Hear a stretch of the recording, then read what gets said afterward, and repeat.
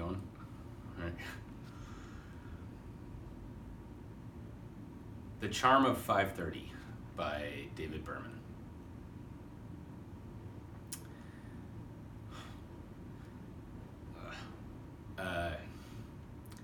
It's too nice a day to read a novel set in England. We're within inches of the perfect distance from the sun. The sky is blueberries and cream, and the wind is as warm as air from a tire. Even the headstones in the graveyard seem to stand up and say, "Hello, my name is." It's enough to be sitting here on my porch thinking about Kermit Roosevelt following the course of an ant, or walking out into the yard with a cordless phone to find out she is going to be there tonight. On a day like today, what looks like bad news in the distance turns out to be something on my contact. Carports and white courtesy phones are spontaneously reappreciated, and random okays ring out through the backyards.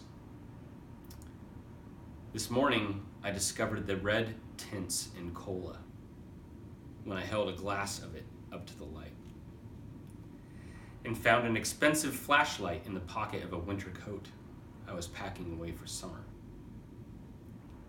It all reminds me of that moment when you take off your sunglasses after a long drive and realize it's earlier and lighter out than you had accounted for.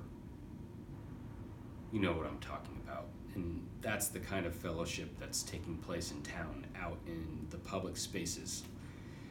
You won't overhear anyone using the words dramaturgy or state inspection today. We're too busy getting along. It occurs to me that the laws are in the regions and the regions are in the laws.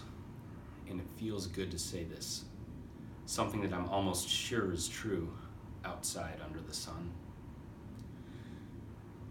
Then to say it again around friends in the resonant voice of a 19th century senator, just for a lark. There's a shy-looking fellow on the courthouse steps holding up a placard that says, "But I kind of liked Reagan," and his head turns slowly as a beautiful girl walks by holding a refrigerated bottle up against her flushed cheek. She smiles at me, and I allow myself to imagine her walking into town to buy lotion at a brick pharmacy. When she gets home, she'll apply it with great lingering care before moving into her parlor to play 78 records and drink gin and tonics beside her homemade altar to James Madison. In a town of this size, it's certainly possible that I'll be invited over one night. In fact, I'll bet you something. Somewhere in the future, I am remembering today. I'll bet you. I'm remembering how I walked into the park at 5:30, my favorite time of day, and how I found 2 cold pitchers of just poured beer sitting there on the bench.